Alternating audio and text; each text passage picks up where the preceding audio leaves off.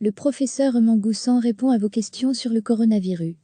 Ce qui se passe en Italie est un moment décisif. Les médias en font-ils trop sur le coronavirus? Quels sont les risques?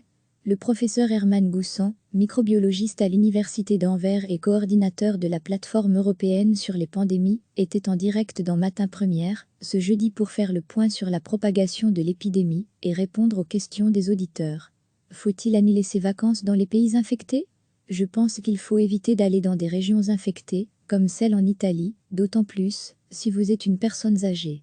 Il ne faut pas aller chercher le risque. Je pense que je ne prendrai pas ce risque.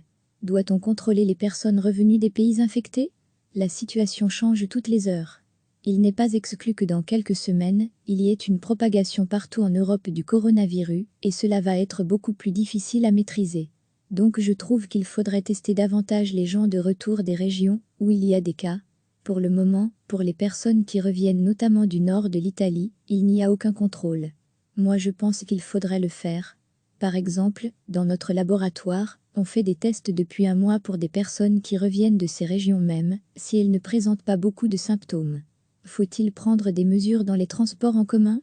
Il est clair que s'il y a une épidémie dans une région, les transports en commun peuvent être responsables de la propagation du virus. Mais pour le moment, il n'y a pas de cas en Belgique donc, il ne faut pas prendre des mesures dans les transports à l'heure d'aujourd'hui. Quand va-t-on trouver un vaccin? Il y a plusieurs équipes dans le monde qui ont démarré leurs recherches pour un vaccin contre le coronavirus.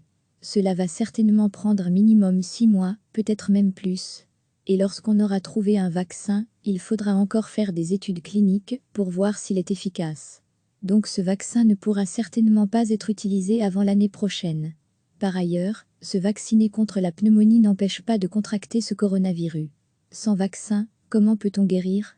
La plupart des gens guérissent sans traitement antiviraux, grâce à leur système immunitaire. Donc la plupart des gens guérissent spontanément. Le taux de la mortalité est entre 2 et 3% pour les cas confirmés, selon les chiffres qui nous viennent de la Chine. Je dis confirmés parce qu'on sait qu'il y a des dizaines de milliers de personnes en Chine qui n'ont jamais vu un médecin, qui n'ont jamais été testées. Donc je pense que la mortalité va baisser énormément une fois qu'on aura plus d'informations chiffrées. Le coronavirus est plus mortel que la grippe. La grippe, c'est une personne sur 1000 qui peut décéder. Alors que le coronavirus, c'est 2 personnes sur 100, souvent les plus fragiles. À partir de quels symptômes dois-je m'inquiéter? Les symptômes du coronavirus sont les mêmes que ceux de la grippe. Toux, fatigue, fièvre, parfois le mal de gorge. Il ne faut pas trop vite s'inquiéter. Il ne faut pas tout de suite penser au coronavirus sauf si la personne a été dans une région touchée pour le moment. J'ai beaucoup de contacts avec des collègues en Italie. Les personnes infectées ne sont pas très malades.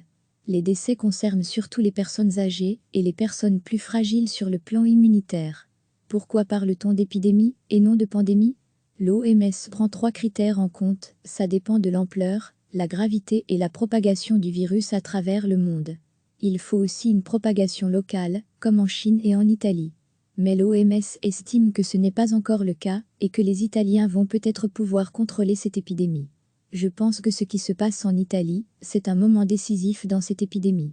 Et peut-être que d'ici 1 ou 2 semaines, s'ils n'arrivent pas à stopper la propagation du virus au sein de leur pays, on va parler d'une pandémie. Est-ce qu'on nous dit tout? Je pense qu'on a tous été très transparents. Je pense qu'au début, la Chine a essayé de cacher certaines choses. Mais je crois que les Chinois communiquent à présent énormément, et ils publient des articles tous les jours dans les revues scientifiques. Les médias en font-ils trop? D'une part, il ne faut pas trop en parler, pour ne pas créer la panique. D'autre part, il faut quand même informer. C'est surtout important qu'on informe les gens correctement sans créer de la panique, parce que cela ne sert à rien de paniquer.